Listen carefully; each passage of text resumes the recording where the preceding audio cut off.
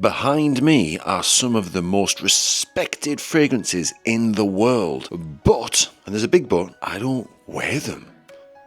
Why? We're going to discuss that. We're going to go through them one by one here at Mr. Season's Scent Bar, and I'm going to tell you the fragrances that are the best in the land and why I don't wear them, so that you can hopefully avoid buying the same fragrances and have them sitting on your shelf. Come and join me. It's going to be good.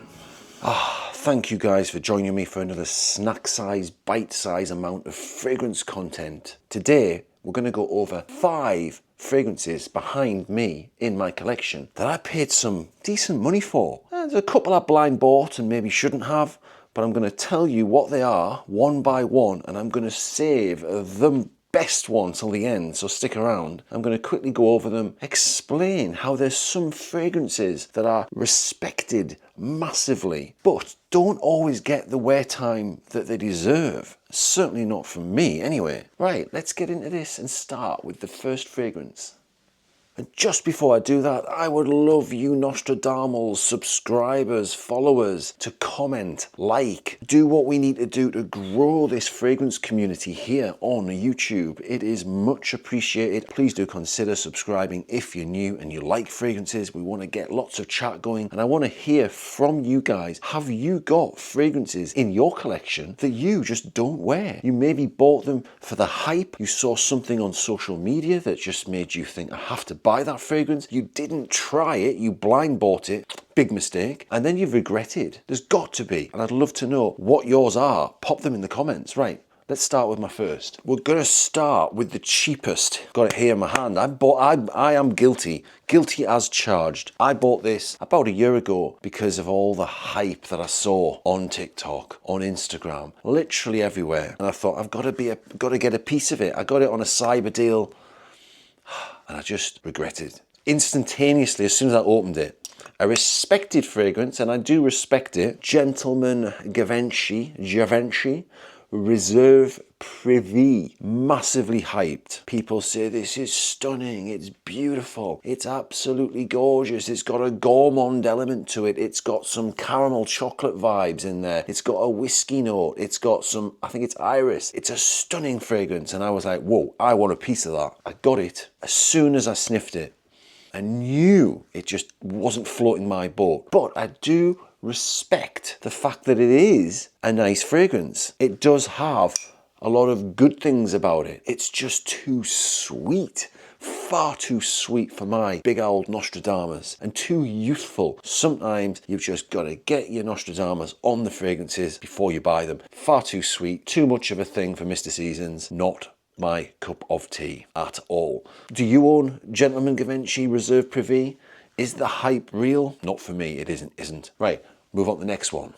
Just move the camera down a little bit there. This was probably one of my first big niche purchases, one of my more expensive purchases. And I think I was going through a bit of a phase with this one. This is MFK Oud Maracujá. A lovely fragrance if you like oud and you like the fruity element. This has got passion fruits, and it is absolutely beast mode, this thing. When you spray it, there's no going back. 2 sprays is all you need, literally, and you're done and dusted for 12 hours plus. In fact, you'll be lucky if you can ever wash this off your clothes. It's such a powerhouse. And when I got it, I really liked it. It's an intriguing fragrance, especially when you're first getting into fragrances and you've not really come across many oud powerhouses.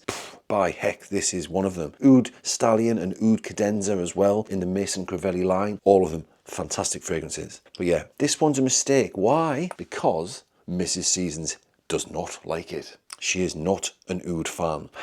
When am I going to wear it? Because I'm with Mrs. Seasons all the time. I'm stuck with a fragrance that I actually quite enjoy wearing, just gently, 1 or 2 sprays. But as soon as I put it on, within a jiffy whiffy, Mrs. Seasons is onto me. Her radar hones in. Oh God, Mr. Seasons, what you're wearing is oud. Oh God, get it off, get it off. And once it's on, isn't it? What can you do about it?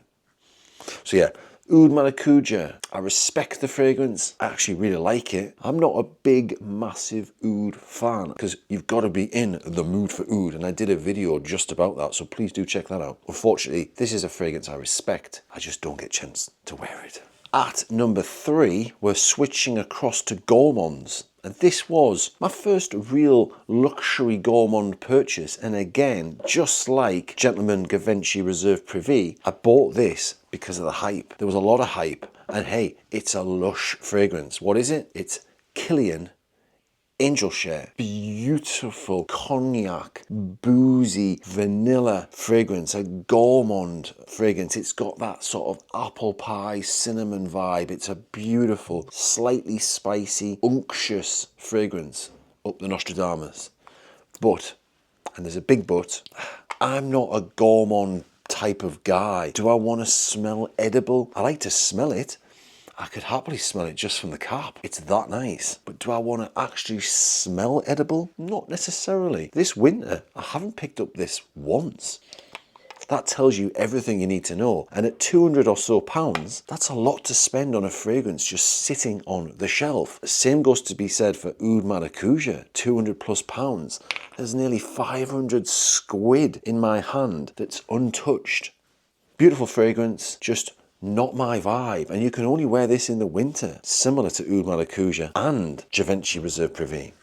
Okay, on to number 2, but stick around for number 1 because that might shock a lot of you guys. Number 2 is, which one is it again? Oh, it's a recent pickup. Actually, I bought this off my son who is also into fragrances. He gave me a good price for this, so I didn't pay full whack. That's got to be good. An expensive fragrance. You can get the X Straight, which I actually prefer, or you can get this, the EDP. It's Christian Dior, Gris Dior. I have a huge amount of respect for this fragrance. It is a stunning rose fragrance, sweet, syrupy. I almost get a candy cane type of vibe from it, and I really like it. The rose is dancing and singing. It's light, it's uplifting, but again, it's a fragrance I respect more than I wear. Why? Because it's feminine leaning. The X Straight has a slight edge of masculinity with the woodsy vibe, whereas this is, in my opinion, a really feminine leaning fragrance. I respect it. I'm glad I own it, but am I actually going to wear it? The truth be told, probably not. I mean, can a guy with a beard like this wear Gris Dior? Pop that in the comments. To be fair, this one I only purchased because I got such a good price. If I was paying full price, I wouldn't have picked this up. But hey, I've got it, I respect it, but I ain't gonna wear it. That's why it's at number 2. Okay, and the number 1, the top fragrance in my collection, which I respect the most, but don't wear, and it was pretty much pound for pound, or mil for mil, the most expensive, is Maison Francis Kurkdjian Grand Soir. I bought this simply by listening to the hype online. I did go to the shops with Mrs. Seasons and we had a quick sniff up our Nostradamuses in the shop and it smelled great. But I made the foolish mistake of not putting it on skin, taking it away for an hour or two and then revisiting it and thinking, do I really want to spend £220 there or thereabouts on a 60 mil, 70 mil fragrance? I did, and I kind of regret it because instantaneously, the first time I wore this, I didn't like something about it. It's a lovely, sophisticated vanilla. It's a sort of fragrance that you expect a man to be wearing a tweed suit, sitting around a fire,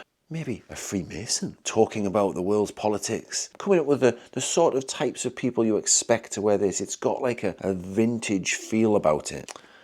But it's not me. Look at me. I wear casual t-shirts. I'm a bit aloof. I'm not the cleanest cut type of person in the room. Can I really rock up with that? I did a short about this, me wearing this to a Toby Carvery of all places, and it really threw me off. Imagine that tucking into your Sunday roast wearing Maison Francis Kurkdjian Grand Soir. Now that is too much of a thing.